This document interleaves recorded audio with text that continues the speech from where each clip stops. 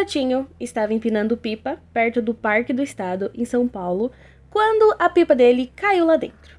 Ele entrou no parque, um lugar cheio de árvores e matas, e ele foi entrando e passando no meio do mato, procurando a pipa, até que ele achou a pipa do lado de um corpo.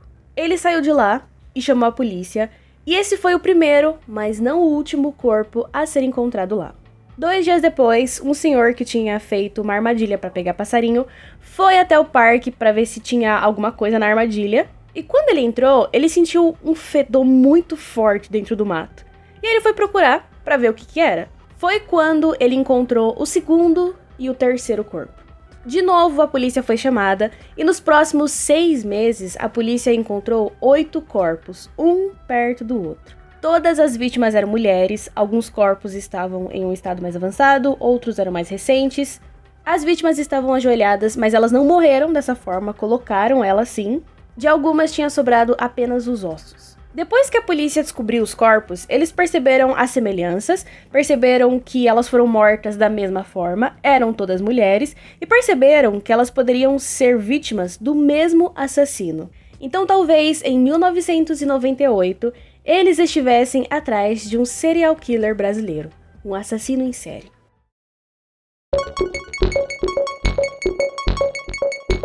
Primeiro, a perícia. Eles precisavam descobrir a causa da morte.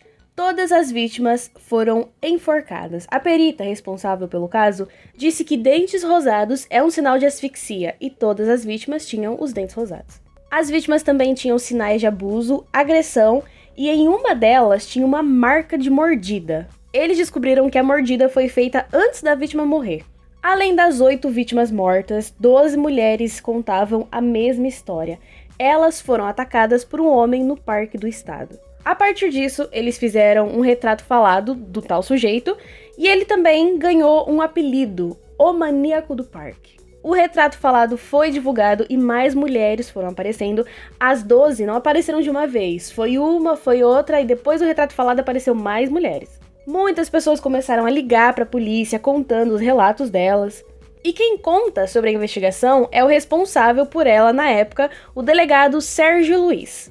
As informações começaram a ser divulgadas para o público e quando descobriram que tinha um serial killer no Brasil, todos os jornais começaram a falar sobre isso. Outra coisa que as vítimas sobreviventes contaram para a polícia foi a maneira que elas foram abordadas por esse cara. Ele chegava e oferecia uma vaga de modelo, ele dizia que ele fazia parte de uma agência publicitária e perguntava se a moça queria representar uma marca de cosméticos muito famosa. A moça aceitava e ele levava ela para o meio do mato.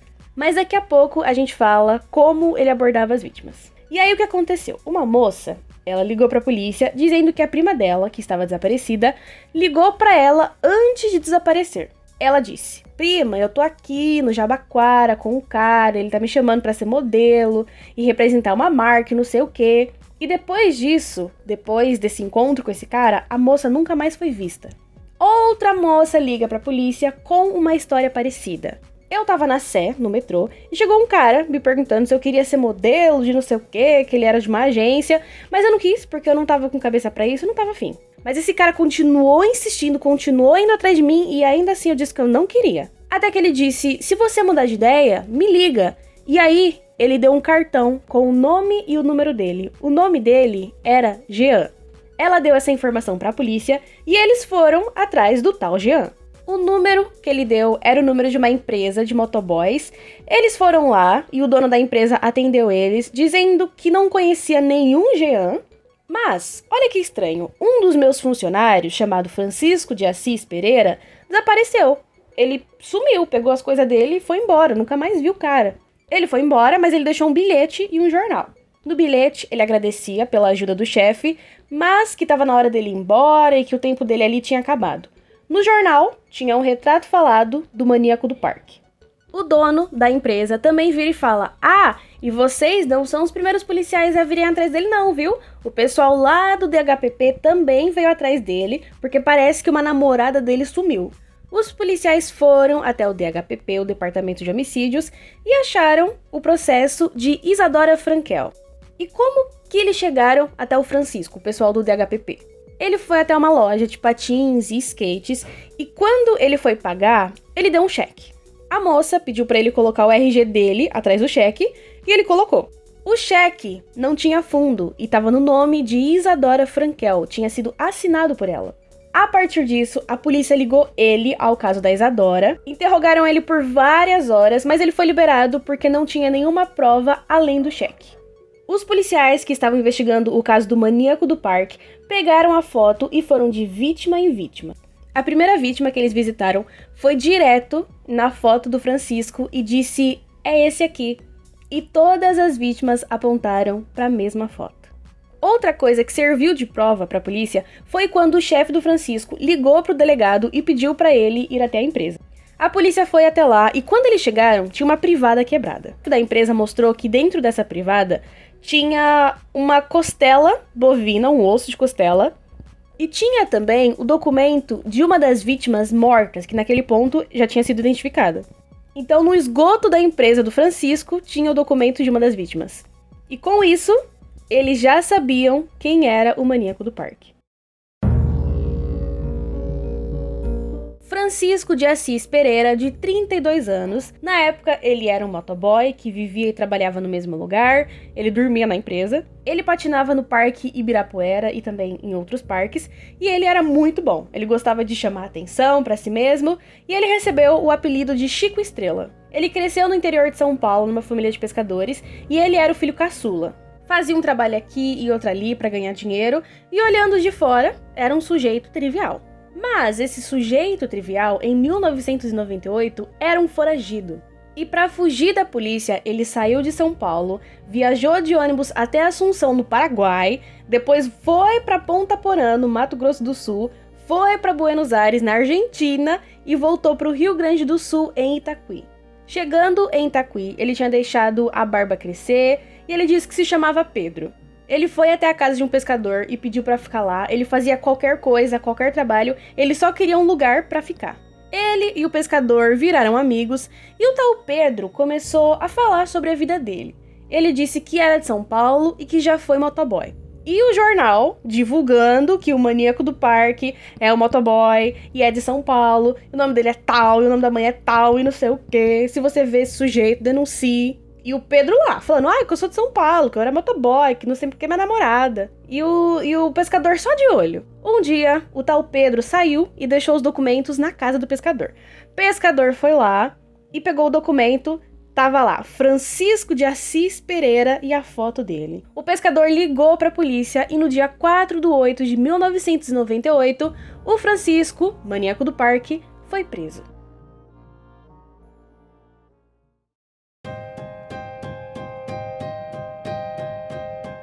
Inicialmente, ele negou. Não, eu sou a vítima, eu sou inocente, eu não fiz nada, e não sei o quê. Ele disse a seguinte coisa, abre aspas, eu me julgo inocente se a lei do ser humano me acusa que eu realmente matei, que assim seja, fecha aspas. E ele ficou nessa durante um tempo, dizendo que era inocente, que ele era vítima, que ele não sabia o que tinha acontecido, que ele era inocente. Até que ele finalmente confessou e contou tudo, cada detalhe. Como ele abordava as vítimas? Ele andava pelo metrô de Jabaquara até Santana, de Santana até Jabaquara. Ficava indo e voltando, indo e voltando. E ele ficava observando as mulheres. Ele tinha um tipo específico que ele gostava. Morenas, cabelos longos e encorpada. Ele também ia atrás de mulheres que pareciam tristes ou com algum problema na vida. Ele observava e ele disse que as mulheres de cabeça baixa normalmente eram as mulheres que estavam com algum problema. Pessoas vulneráveis são muito mais fáceis de enganar, por isso que ele ia atrás delas. Nisso, ele engatava uma conversa. Falava um monte de coisa aleatória, um monte de coisa, até a mulher reagir a alguma delas. Se ela gostasse de carro, então ele sabia tudo sobre carro. Se ela gostasse de pássaros, então ele também adorava pássaros e sabia tudo sobre pássaro. Nisso, ele ia conquistando a moça, falando o que ela gostava de ouvir. Além disso, ele fazia elogios, ele falava calmo. Quando ele via que ele conseguiu a confiança da mulher, aí ele falava sobre a agência de modelo, falava que ela era linda, não sei o quê, e arrumava um jeito de levar ela até o meio do mato. No meio do mato, no Parque do Estado, ele mudava completamente. Ele ia da água pro vinho, do vinho pra água. Ele começava a xingar a vítima, ele começava a bater na vítima, ele começava a humilhar a vítima, ele mostrava o corpo das outras vítimas e dizia: se você não for boazinha, vai acontecer o mesmo com você. E aí ele ia levando a vítima pro meio do mato e mostrando os corpos e batendo nela. Até que chegava num ponto onde ele simplesmente ia pra cima da vítima. E uma das vítimas, ele levou ela pro meio do mato, pediu pra ela começar a fazer poses. Do nada, ele meteu um murro no nariz dela, tão forte, mas tão forte que ela achou que quebrou o nariz porque começou a sangrar. Aí ele seguia o padrão dele, batia, abusava e enforcava. Às vezes, ele usava o cadarço das próprias vítimas. Depois de matar, ele tinha relações com o corpo, e na vez em que ele mordeu uma das vítimas, ele conta que ele sentiu vontade de arrancar a pele dela. Ou seja, tinha chance de virar um crime envolvendo canibalismo. Diferente de outros serial killers que têm um tempo exato para cometer o crime, ele não tinha um intervalo de tempo.